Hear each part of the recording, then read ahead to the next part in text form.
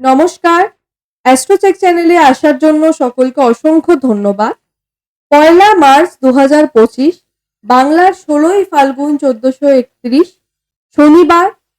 আজকের দিন আপনাদের জন্য ঠিক কিরকম থাকবে সেই সম্পর্কেই কিন্তু আজকের আমাদের এই আলোচনা। অর্থাৎ আজ আমরা দৈনিক রাশিফল সম্পর্কে আলোচনা করব ১লা মার্চ ২০২৫-এ।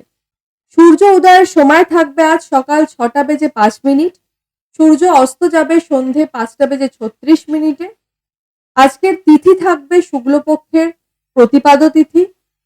সকাল ১১টা বেজে ২২ মিনিট পর্যন্ত থাকবে আজকে পূর্ব ভাদ্রপদ নক্ষত্রের অধীনে, এবং তার পরবর্তীতে পুরো দিনটি থাকতে চলেছে উত্তর ভাদ্রপদ নক্ষত্রের অধীনে।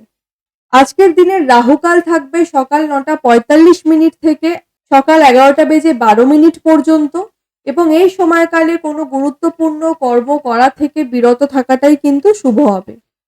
আজকের দিনে শুভ সময়কাল যা থাকছে তা হবে দুপুর ১২টা ১৫ মিনিট থেকে দুপুর ১টা বেজে ২ মিনিট পর্যন্ত। এই সময়কালে আজকের দিনে যে কোনো শুভ কর্ম আপনারা শুরু করতে পারেন, তবে বিবাহ বা মাঙ্গলিক কর্মের জন্য আজকের দিনটি কিন্তু সেরা নয়।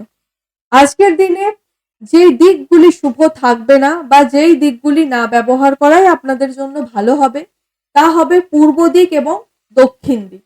এই দুটি দিককে কিন্তু আজকের দিনে আপনাদের একটুখানি অ্যাভয়েড করে চলাটাই ভালো।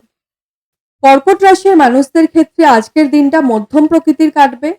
স্বাস্থ্যের দিক থেকে আজকে পেটের সমস্যা, হজমের সমস্যা ও থাইরয়েডের মতো সমস্যায় কিন্তু ভুগতে হতে দেখা যাবে।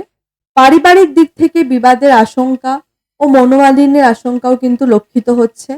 সাংসারিক দায়িত্ব ও চাপ প্রবল মাত্রায় বাড়ার সম্ভাবনা থাকছে।